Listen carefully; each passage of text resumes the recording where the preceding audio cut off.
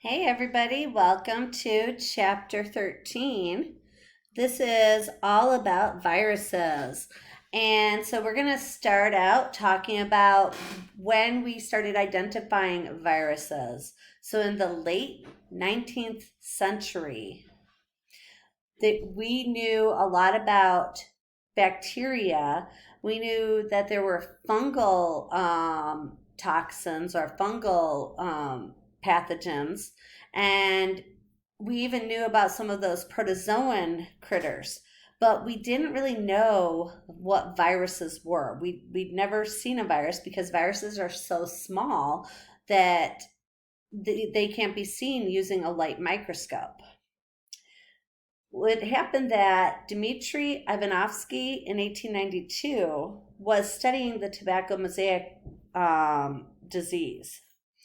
And he determined that there was a filterable agent that was smaller than normal bacteria. And so what he thought was that there were some really, really, really small bacteria that were causing this tobacco mosaic disease. His colleague, Martinus Bergenic, is in 1899 realized that these weren't bacteria, but maybe they were a toxin or a poison, and he called them a virus. The term virus means poison in Latin, and that's where that name came from. So, and that name has stuck. So a virus is a structure that has a lot of characteristics that can be prescribed to living organisms, but they're not living. They don't have a cell plasma membrane surrounding them. All living things have a cell's plasma membrane. They're not cellular, so all cells have a plasma membrane. They don't. They only have either DNA or RNA that make them up. So these are things that make viruses different from prokaryotes or eukaryotes. Oh, whoa, what just happened? There we go. So what is a virus? A virus is a bunch of genetic information, either DNA or RNA, never both, that's contained within a protein capsid. It is inert, so it cannot undergo any metabolic reactions. It doesn't replicate. It's not able to move unless it gets into a host cell. And in that case, then it's going to hijack the host cell for replication of itself. But outside of the host cell, it can do nothing. Viruses are infectious agents. They're not organisms. They require live organisms to grow. And so they are hard to grow in laboratories unless you have living cells that you can continuously grow. You can't use light microscopy to see viruses, which is why it took so long for us to identify viruses. And they are generally classified based on if they affect eukaryotes or prokaryotes, as well as their structure, so their physical structure, and if they contain DNA or RNA. So viruses that infect bacteria are known as bacteriophages, or sometimes they're just called phages alone. Viruses that infect bacteria are easy to grow in laboratories, and so we tend to use them as a model for how animal viruses might affect their host. Bacteriophages are also vehicles for horizontal transfer, so I'm going to remind you, we talked about transduction.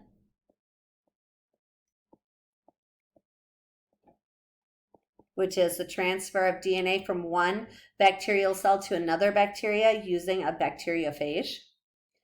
And the fact that there are viruses that can kill bacterial cells makes them really important medically because we can utilize that information to potentially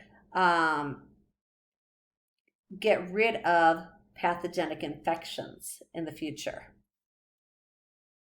So viruses are super small.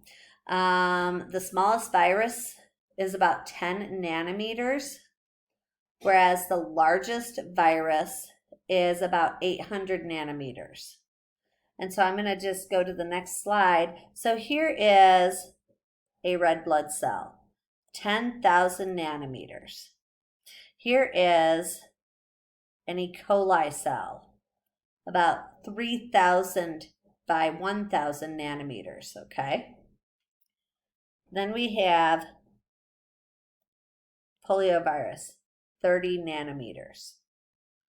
Bacteriophage, 225 nanometers. Tobacco mosaic virus that affects plants, 250 nanometers. Adenovirus, which causes things like colds, 90 nanometers. It can cause other things too. That's just one thing. And there's that large one, which is the Mimi virus, which is 800 nanometers. So even the largest virus is much smaller than a prokaryotic or eukaryotic cell. A virion then is a particle of a virus. It's nucleic acid surrounded by a capsid. And the capsid is composed of protein subunits known as capsomeres. So the capsid plus the nucleic acid is known as the nucleocapsid. And in general, the nucleocapsid is either going to contain DNA or RNA, and these can be single-stranded or double-stranded, and it can be linear or circular. Viruses can be either enveloped or non-enveloped. A non-enveloped virus is going to be harder to control. If it's enveloped, it has a lipopolysaccharide layer surrounding it.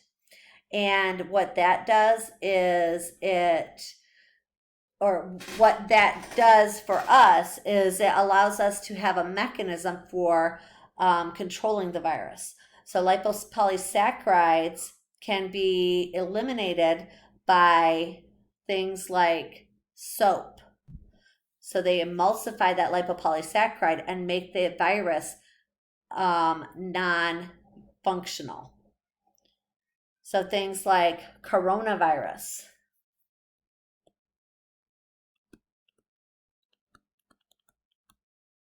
The coronavirus is an enveloped virus, and that is why we are always told to wash our hands a lot during the coronavirus pandemic, COVID-19.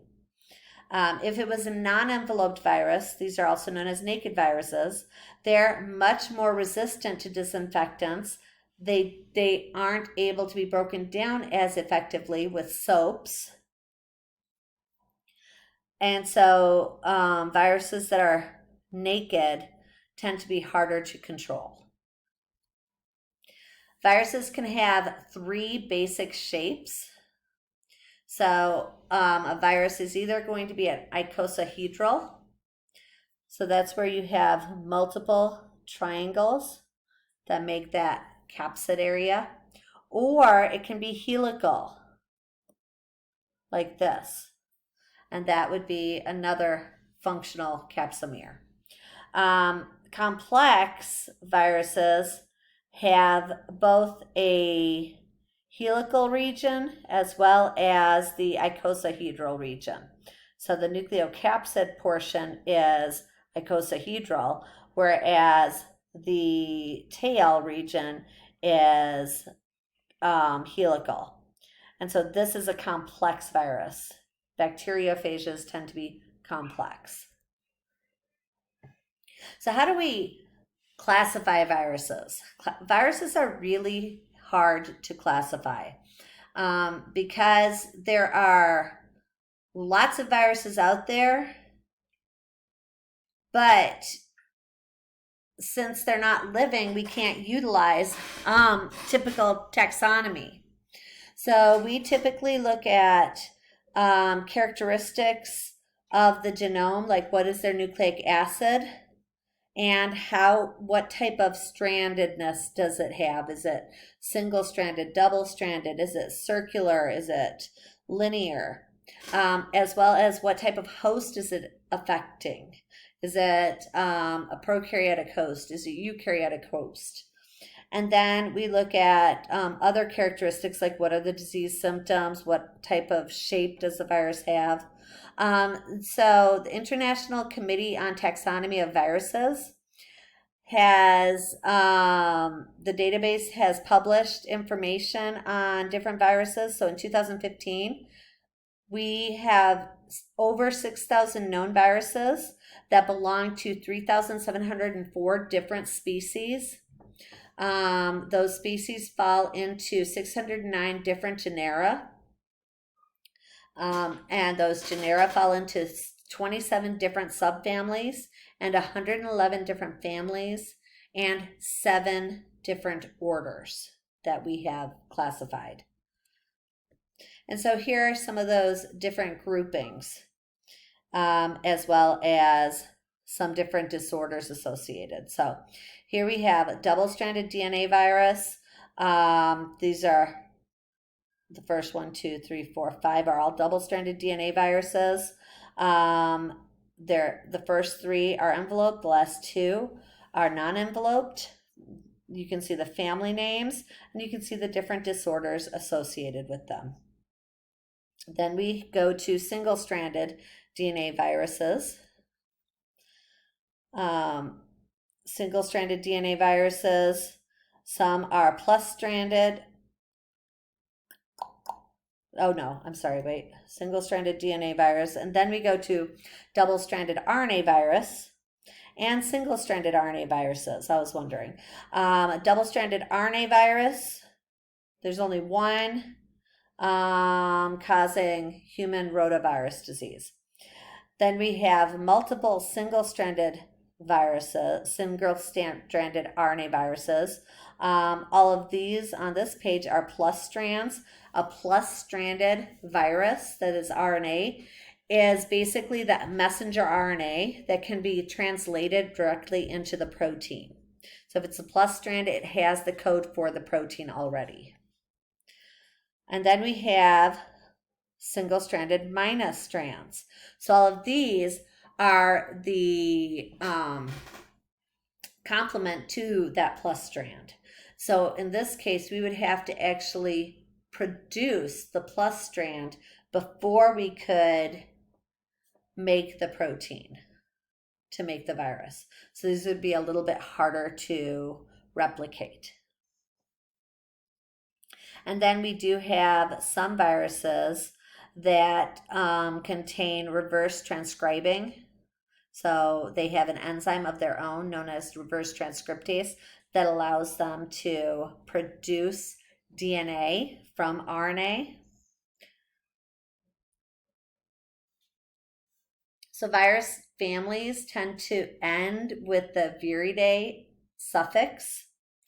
So if you have a if you have a virus family, if you read about a virus family, it'll always end in that viridae. So the coronavirus, COVID-19, belongs to the family Coronaviridae. The end of the genus name ends in virus, so coronavirus, enterovirus is the type of virus. And then the species is often the name of the disease. So COVID-19 is caused by the coronavirus, which is found in the family Coronaviridae. I'm going to stop here. Well, actually, I'll finish this last page because then we'll get into, and you can read about the groups in the next one. So the last thing I'll mention is that viruses are typically referred to informally. And so we look at viruses and we group them by how are they contracted, what is the route of disease. So examples would be fecal oral route or oral fecal route enteroviruses. Enteric viruses, I'm sorry. Respiratory route would be your respiratory viruses. Zoonotic viruses would be from animal to human. Arboviruses would be arthropod-borne viruses, so infected so an example there would be, and I can't think of it now, and it's not written down. Wow. Lyme disease. There we go. I knew I could think of it at some point. Zoonotic would be like rabies. Respiratory route would be like COVID. Gastroenteritis caused by a virus would be that one.